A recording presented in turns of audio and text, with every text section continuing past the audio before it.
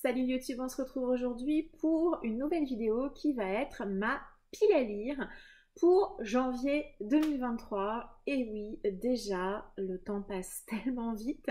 On est déjà en janvier 2023, enfin au moment où vous verrez cette vidéo, pas encore tout à fait, mais on va y arriver très très vite. Pour débuter l'année 2023, pas de Cold Winter Challenge, pas de challenge de la crypte comme j'avais fait les années précédentes, mais un petit challenge personnel. Puisque depuis cette année, j'ai le plaisir de faire partie des jurés du PLIB. Donc le PLIB, si jamais vous ne connaissez pas, c'est le prix littéraire de l'imaginaire Booksfair. C'est un prix littéraire qui existe depuis 4 ans, 5 ans, peut-être même 6 ans, je dirais bien 5 ans. Un prix littéraire qui permet à l'ensemble de la sphère Instagram, BookTok, YouTube et autres, je crois que j'ai oublié aucun réseau, et les blogs également. Donc tous ceux qui ont le plaisir de partager leurs lectures et leurs avis sur les réseaux dans les domaines de l'imaginaire, et bien de voter et de eh bien d'élire un grand gagnant, notre représentant pourrait-on dire, voilà, en tout cas le choix de la communauté. Les années antérieures, je suis le PLIB honnêtement hein, depuis plusieurs années sans forcément être jurée parce que j'avais pas forcément le temps ni l'envie de le faire, mais ça reste un prix littéraire qui m'intéressait beaucoup. Je suivais, ça m'a permis de découvrir pas mal de maisons d'édition, pas mal de titres de l'imaginaire français que je ne connaissais pas. Oui, je ne l'ai pas précisé, mais ça n'est ouvert bien évidemment qu'à la littérature de l'imaginaire francophone. Donc les traductions et puis nos amis anglo-saxons ne sont pas concernés par ce prix, on est vraiment sur des gens qui écrivent en français. Donc voilà, c'est un prix que je suivais depuis plusieurs années et puis je m'étais dit voilà 2022-2023 je pense que je m'inscrirai voilà, pour faire l'aventure du PLIB sur une année. Et il s'avère que cette année est peut-être la dernière année du PLIB, en tout cas le PLIB prendra très probablement une pause à la fin de cette année puisque les gens qui l'organisent sont des bénévoles, que ça nécessite beaucoup d'investissement et beaucoup d'énergie et je peux comprendre qu'elles sont un petit peu fatiguées, qu'elles manquent un petit peu d'énergie et qu'elles aient besoin eh bien, de faire à minima un break. Donc c'est vrai que c'était du coup, je me suis dit bah d'autant plus inscris-toi. En plus cette année elles ont scindé le prix en deux. Jusqu'à présent ça regroupait la totalité des lectures de l'imaginaire pour un seul prix et cette année c'est la première année. C'est apparemment une demande qu'elles ont eue de nombreuses reprises. Le prix est scindé en deux, un prix adulte et un prix young adulte. Donc moi, je me suis inscrite pour le PLIB adulte. Alors, je lis également du young adulte, même si j'en ai lu beaucoup moins cette année, mais ça, on en reparlera dans le bilan de l'année, même si j'en lis du young adulte, j'en lis quand même moins. Et je m'étais plutôt inscrite sur l'adulte, qui correspond peut-être un petit peu plus à mes goûts de manière générale, quand bien même en jeunesse et en young adulte, j'ai eu d'excellentes lectures, vraiment. Donc voilà, j'ai eu le plaisir de m'inscrire. Cette année, exceptionnellement également, elles avaient limité le nombre d'inscriptions. Alors de tête, je ne sais plus à combien, mais je sais qu'elles l'avaient limité. Et donc j'ai été retenue pour faire partie du prix adulte. J'en suis vraiment ravie. J'ai une petite anti-sèche simplement pour vous donner quelques petites informations. Donc, pour le 17 octobre dernier, nous avons donc voté pour nos 80 présélectionnés parmi la liste de toutes les publications de l'année 2022 hors auto-édition. Mais sinon, un maximum de, je pense qu'il y avait quasiment tout. Voilà, parmi cette publication, ce choix de titres sortis pendant cette année 2022, on a donc choisi 80 titres. Donc 80 titres pour les adultes et 80 titres pour les young adultes. Ensuite, au plus tard, au 20 novembre, parmi ces 80 sélectionnés, nous en avons choisi 25. Et même pour le prix adulte, au démarrage, il y en avait 26.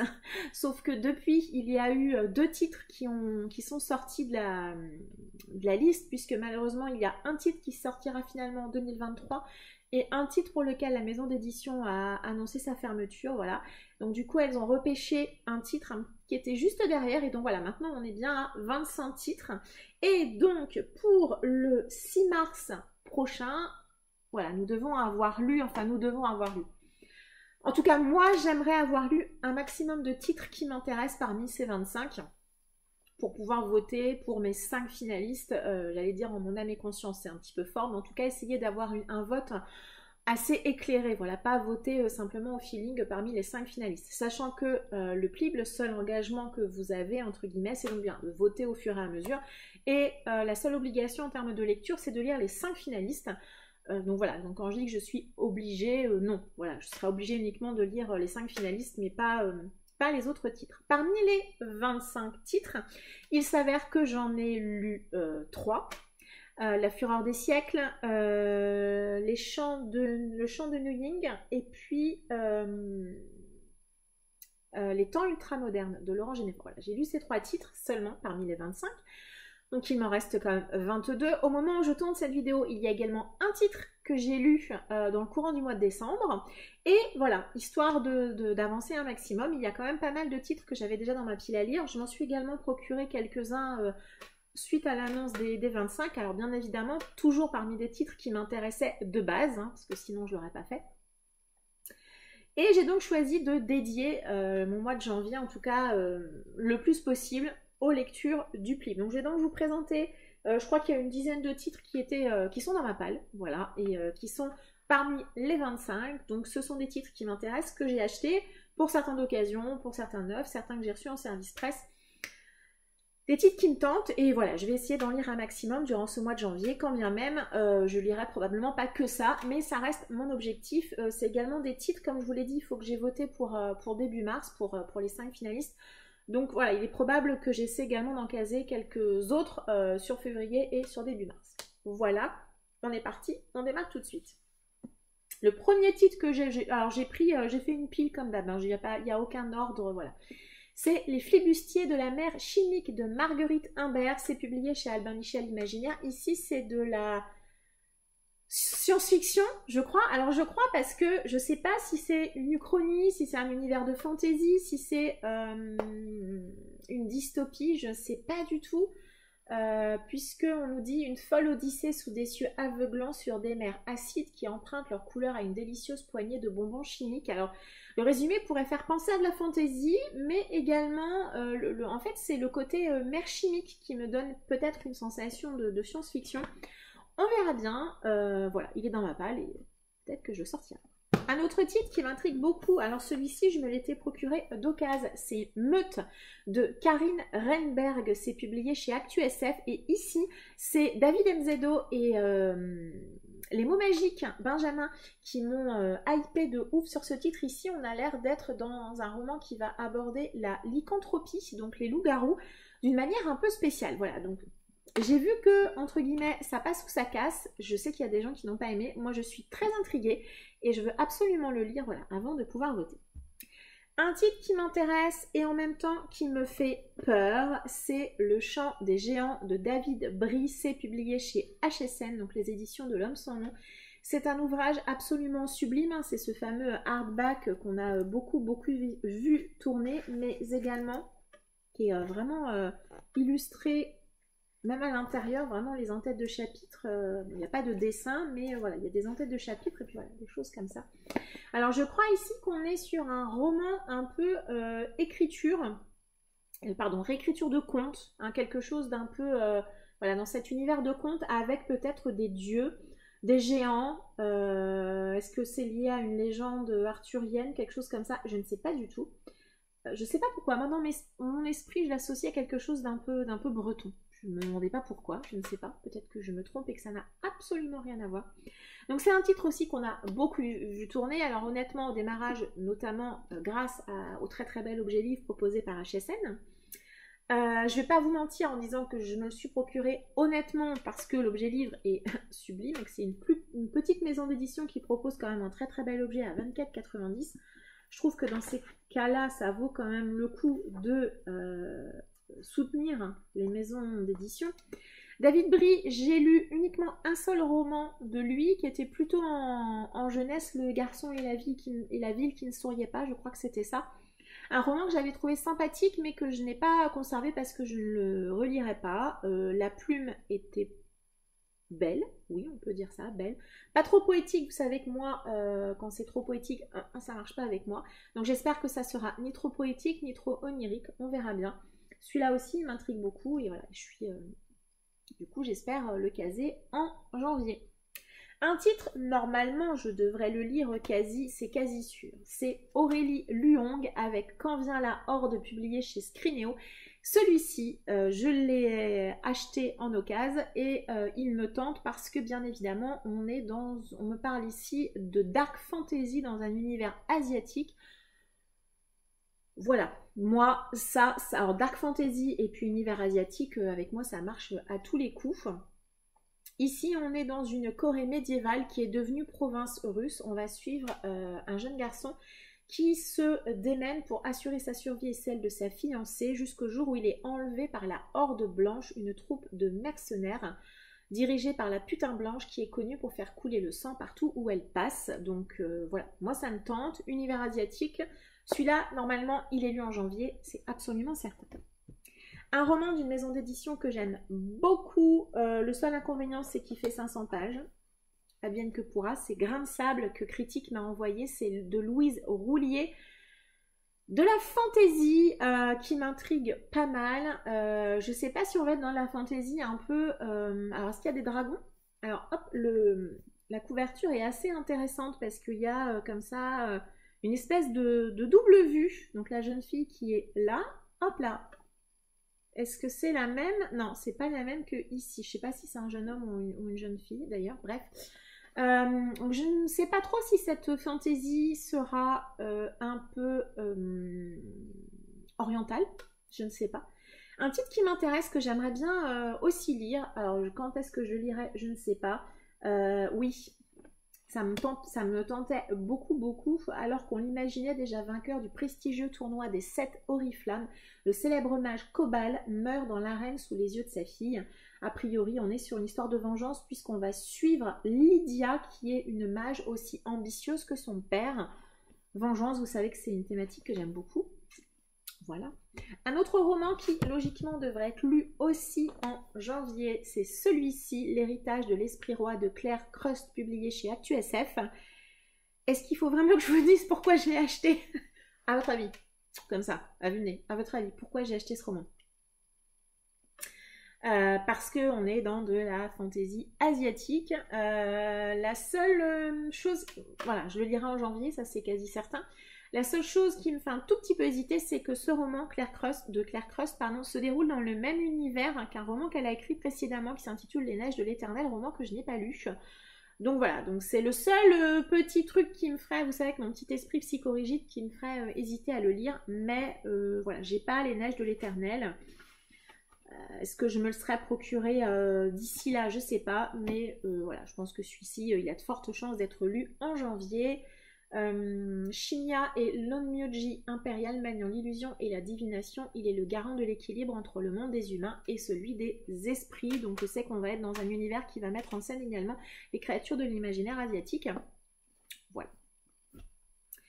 Alors, un roman que j'ai acheté d'occasion, qui m'intrigue mais en même temps qui me fait peur, et honnêtement, je vous le dis tout net, ça sera également un de mes objectifs de l'année prochaine. Si je vois assez vite que ça ne le fait pas, je l'abandonnerai. Parce que j'ai vu beaucoup de gens qui n'ont pas accroché sur ce roman. C'est celui-ci, Journal intime d'un lieu omniscient d'Adrien Mangold. C'est publié aux éditions HSM, donc L'homme sans nom. Un roman qui m'intrigue. Je ne l'ai pas acheté neuf parce que je ne suis pas certaine qu'il va me plaire. Alors encore avec un très très beau travail de la maison d'édition. Franchement, HSN, alors puis en plus on a un roman à rabat avec Tekla, voilà, des flammes à l'intérieur, un très bel objet, et voilà, il y a des choses comme ça à l'intérieur du texte. Donc un roman pour lequel j'ai vu des avis mitigés, des gens qui ont adoré, des gens qui ont détesté, des gens qui n'ont pas réussi à rentrer dedans, vraiment un livre qui a l'air de pas mal divisé. Voilà, moi, alors je sais pas si on va vraiment être avec des dieux et des déesses, mais moi je suis pas très fan quand on intègre des dieux dans la vie des êtres humains. C'est quelque chose avec lequel j'ai un petit peu de mal dans la construction, dans l'histoire. Alors je dis ça peut aussi passer, hein, mais c'est une thématique avec laquelle j'ai un petit peu de mal. Je crois que l'écriture de l'auteur, elle est un peu spéciale de ce que j'en ai lu en tout cas. Donc voilà, on va voir. Est-ce que ça va matcher avec moi? Je l'espère. On verra bien. En tout cas, le fait est que c'est un titre qui m'intrigue mais en même temps qui me fait un peu peur. Donc honnêtement, si ça ne le fait pas, je n'hésiterai pas à l'abandonner. Un titre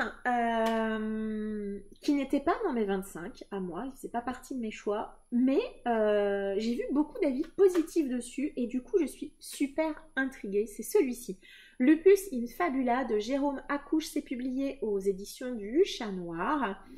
La couverture, honnêtement, je suis pas très fan, c'est pas le genre de couverture que j'aime beaucoup. Je suis très...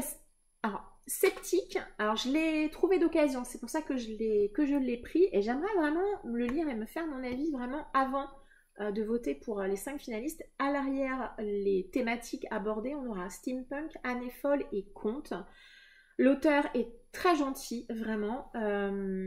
Et les avis sont hyper positifs. Voilà, donc je suis super intriguée par ce roman qui est assez court. Celui-ci, je pense le sortir également en janvier, je pense. Enfin, ou s'il sort pas en janvier, il sortira en février celui-ci, parce qu'il est tout court. Mais il sera lu avant, parce que je veux vraiment me faire mon propre avis dessus. A priori, on est à Paris en 1925, où des soldats cybernétiques français ont défait les mutants mi-hommes mi-animaux de l'Allemagne. Donc est-ce que c'est une espèce de réécriture de la Première Guerre mondiale aussi? Je ne sais pas. Je suis intriguée. On est parti. Un autre roman qui m'intrigue aussi, voilà, je l'ai trouvé d'occasion, c'est Métalia Entre les mondes de Patrick Morand, c'est publié chez Mnemos. Une couverture vraiment très très jolie de Lazare Grimred, quelque chose comme ça, je suis désolée si j'écorche son nom. La couve est vraiment assez intrigante, ici on est dans de la science-fiction. Métalia est l'une des nombreuses pacificatrices de la cité de Tal et Merak. Son boulot, ce sont des enquêtes. Lorsqu'un riche client la contacte pour lui demander d'enquêter sur la mort de sa femme, Métalia accepte à reculons, appâtée par l'argent. Donc on verra un personnage qui n'a pas l'air d'être gentil, on va dire, en tout cas un personnage un peu gris comme je les aime, dans un univers de science-fiction, une cité qu'on va découvrir. On verra bien. Voilà, pareil, il n'est pas très très long. Si je le sors pas en janvier, normalement il sortira en février celui-ci. Et le dernier de cette pile à lire de janvier, alors celui-là je suis pas certaine de le caser en janvier parce que c'est une briquette et c'est écrit tout petit. Vous allez comprendre, c'est Le secret du roi de Marie Valente, c'est publié chez Brajlon dans leur collection Big Bang. Alors, j'ai trouvé d'occasion, pour ça je l'ai pris. Ici, ce qui m'intéresse dans ce titre, honnêtement, c'est qu'il y a des vibes à la Lady Oscar. Donc pour les gens de ma génération, vous connaissez, on est à Paris, Louis XV, avec une jeune femme qui va un peu se travestir pour pouvoir intégrer l'armée du roi ou quelque chose comme ça. Donc franchement, des grosses vibes vraiment Lady Oscar, en tout cas pour moi, pour ma génération et pour moi. La couve est sublime, vraiment très très jolie, de Marie Mani. Je donne le nom de l'illustratrice parce que c'est un très très beau travail. Par contre, ça reste du Brajlon, hein, donc c'est pas écrit très très gros. C'est un titre qui m'intrigue, qui m'intéresse. C'est une briquette, 450 pages. Je sais pas si je le sortirai en janvier. J'avoue que quand il était sorti, je l'avais mis dans ma wishlist. Et puis après, j'avais entendu que c'était un tome 1. Alors voilà, c'est écrit nulle part. C'est pas écrit du tout, pas sur le dos. Voilà, là non plus, c'est pas du tout écrit. Voilà, je trouve ça. Alors, je comprends que les maisons d'édition ne le fassent pas, puisque bien évidemment, un one-shot se vendra mieux, je suppose, qu'un tome de série. Mais vous, quand vous êtes lecteur, ça a un côté extrêmement frustrant de pas savoir. Donc voilà, j'ai cru comprendre que c'était un tome 1. Est-ce que ça finit en cliffhanger ou pas? Je sais pas, j'ai pas vu et j'ai pas cherché non plus cette information. Mais c'est vrai que du coup, quand j'avais entendu que c'était un tome 1, ça m'avait un peu refroidi et je l'avais mis de côté en me disant on va attendre un peu, voir s'il y a un tome 2 qui s'annonce, qui est prévu ou autre. Surprise, surprise. Et puis là, voilà, il s'avère qu'il est dans les 25. Je l'ai trouvé en occasion. C'était voilà, la bonne occasion justement de me le procurer. Voilà. C'est donc le dernier titre de cette pile à lire que je trouve quand même très très conséquente pour le mois de janvier. Le mois de janvier est traditionnellement pas un mois où je lis beaucoup. Voilà, on verra bien ce que je lirai. En tout cas, ça fera partie de mes lectures vont se concentrer sur le mois de janvier, sur le PLIB, pour pouvoir voter en mars un petit peu plus tranquillement, on va dire. On n'est pas à l'abri non plus qu'il y ait peut-être d'autres livres qui intègrent cette pile à lire spéciale Plib, si jamais je trouve quelques titres d'occasion là entre décembre et janvier. C'est également peut-être des lectures que vous verrez si je ne les lis pas en janvier jusque mars, puisqu'on a jusqu'au 6, je vous ai dit, je crois, hein, pour voter. Donc voilà. Et quand même, ce sont des titres qui m'intéressent. Donc même si voilà, je ne les lis pas d'ici là, de toute façon, il y a des fortes chances que vous les voyez tôt ou tard sur ma chaîne en point lecture, en pal et autres. Voilà. Et je vous remercie de m'avoir suivi. N'hésitez pas à m'indiquer en commentaire s'il y a certains titres qui vous intéressent parmi ceux dont je viens de vous parler. Si eh bien, vous avez envie, pourquoi pas, de faire une lecture commune avec moi, n'hésitez pas à me contacter sur Instagram pour ce faire. Je vous remercie de m'avoir suivi, je vous souhaite une très très belle journée et je vous dis à très bientôt. Ciao!